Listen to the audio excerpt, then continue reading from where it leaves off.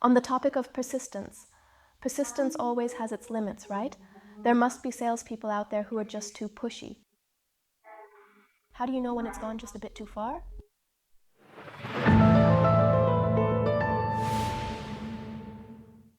Yeah, that's definitely a fine line.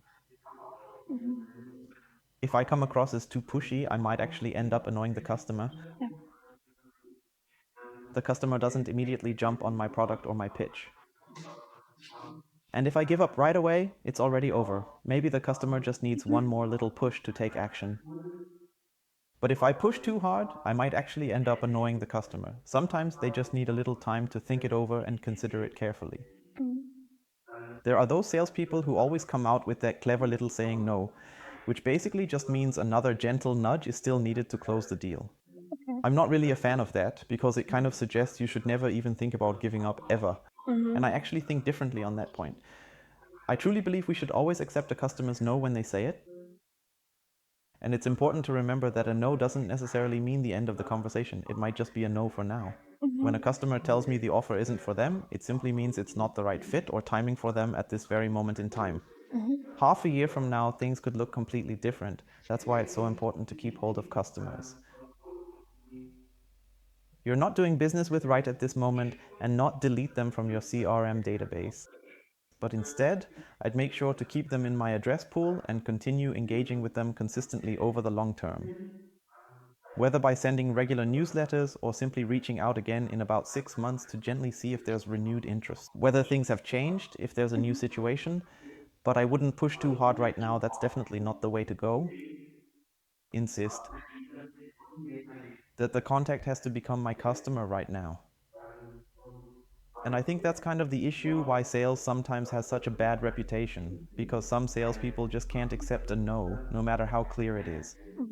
And I don't believe it works, or rather, I'm absolutely certain that this approach just doesn't deliver results. I've definitely given it a shot as well, just never backing down and staying on the customer's radar until they finally make the purchase.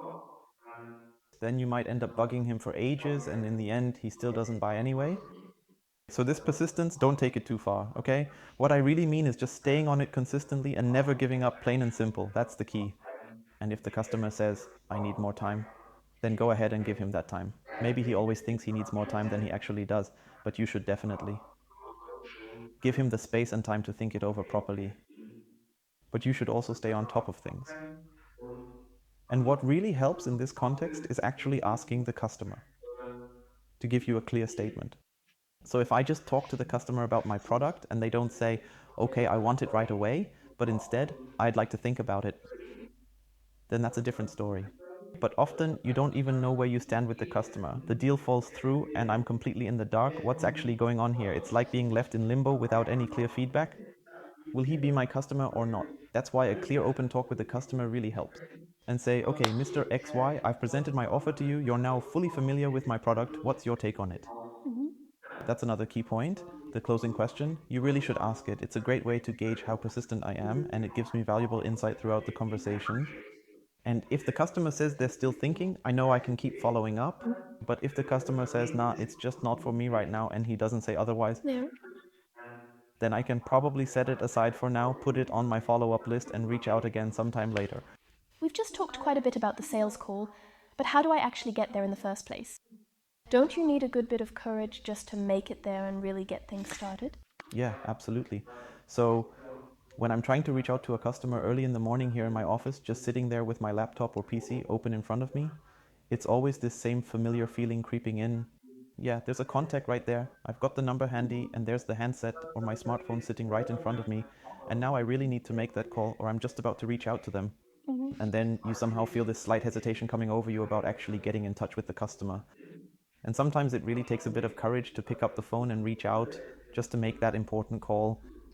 It's kind of the same when I'm out in the field, I've researched some addresses, I'm driving into a business park, and there it is. My company, my dream client. Then I'm sitting in my car, just looking out, spotting the doorbell over there. I'd literally only need to walk over and hit that button. And somehow you're just thinking, come on, I hope someone calls me now or something happens. Yeah. But I still remember back in my early days, I'd actually get sweaty palms and be like, I really don't want to go over there. Hopefully something just works out, you know? Keeps me on edge every single time, honestly. The fire department jumps into action and suddenly something happens here, so I don't actually have to go and ring the doorbell. Ultimately, this fear or courage, you've really got to find it deep down. And honestly, it's mostly for one key reason. Because you're fearing it. And that fear actually has a root cause. It's always triggered whenever I'm facing things I can't possibly predict ahead of time. So when I pick up the phone and actually dial the customer, I've got no idea what kind of situation I'm going to catch them in. What's he actually up to? Is he out on the production floor? Could he be dealing with an issue at this very moment?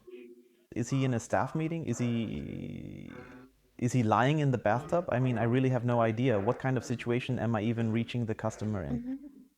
And that's naturally a bit uncertain. I've no clue how the customer is feeling. Is he having his super funny Peter Lustig kind of day? Or is he more in a mood where everything feels awful today and I don't know, maybe his client just bailed or something? Could be anything, really. That's why we simply don't know how the conversation will go, and that's our fear. Likewise, when I ring the doorbell, I don't even know who's going to open the door. Is it the managing director? Is it an intern? Or seriously, who actually ends up opening the door when I ring the bell around here? And then someone opens the door and I'm suddenly supposed to have a conversation with them. No clue who this person even is. And I'm standing there trying to introduce myself. And eventually, it's always the fear of the unknown. And this fear of the unknown can actually be minimized by gradually reducing uncertainty, by simply introducing greater structure, enhancing predictability, making outcomes feel more reliable, and giving people a stronger sense of control over what's coming next. I boost predictability with a sales script. It keeps me focused, on track, and consistently ready for every single conversation. A sales script is a guideline where I've carefully thought through how the conversation should flow, what key points I want to hit, especially when I'm handling multiple products. It keeps everything clear, consistent, and professional every step of the way. Which products, or how do I figure out which products are the right fit for the customer? And using this sales script, I can smoothly guide myself through the process and effectively support the customer every step of the way, ensuring nothing gets missed. And there are different branching paths depending on whether the customer decides for or shows interest in product A, B, or C. I can then work on these paths and then smoothly go through my complete sales script step by step. In Mr. James, we've got a really great feature for that called flow forms. With these flow forms, you can really bring your sales script to life in a clear and structured way. Especially when I'm on the phone, I can pull up the script on my screen, walk through each question smoothly with my customer, and always stay on top of where we are in the conversation, keeping everything on track and professional. Yes or no? Either way, the conversation smoothly flows straight to the next step. I've got a clear roadmap to follow then.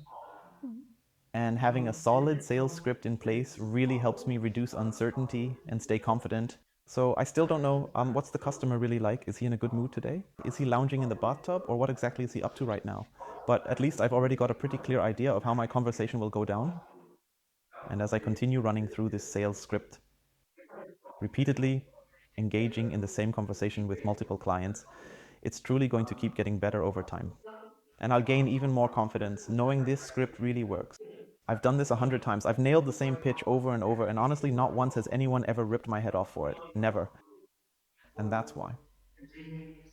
I gradually build up even more confidence over time, and when I then step into a conversation, I suddenly don't need nearly as much courage because I no longer have that unpredictability. And on the other hand, you've just got to keep reminding yourself, hey, what's the worst that could actually happen?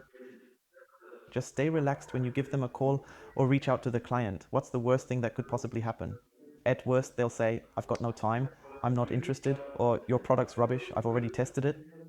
What's the worst that could happen? I mean, what could the customer actually say? What's the worst outcome here? What do you think could happen if the customer doesn't buy? Nicht? Exactly, nothing happens. Ja. So the customer wasn't a customer before, or the contact wasn't a customer before, and they're still not a customer afterward. Ja. So basically, nothing really came of it in the end. I spent maybe 5 to 10 minutes on it, but there was absolutely no result or any kind of follow up at all. I mean, it's not like we're producing some kind of, I don't know, false Hemi or anything. And if I happen to miscalculate the area it needs to cover as a cloth, I'll just go crashing straight down to the floor and seriously end up hurting myself quite badly. That's not it at all. It's just about communication, strictly sales, closing deals, and driving results. And if it doesn't work out, that's fine. I simply didn't land the deal. The market's full of potential clients, so I'll just move on, find the next one, and give them a call right away. No time to waste, always staying proactive and focused on the next opportunity. But I won't get torn apart if the call goes south. No drama, no blame, just lessons learned. Yeah, I can see how that fear holds a lot of people back. You're scared of what might happen, but like you said, honestly, nothing really does. Exactly. Bleibt mir nach wie vor. Exactly. And when you're in that moment, when you're actually about to pick up the phone or press that doorbell, just take a quick moment to pause, really run it through your mind again and think, hey, just chill. What's the worst that could happen? Then it might just feel a whole lot easier to start the conversation and actually go ahead and take meaningful action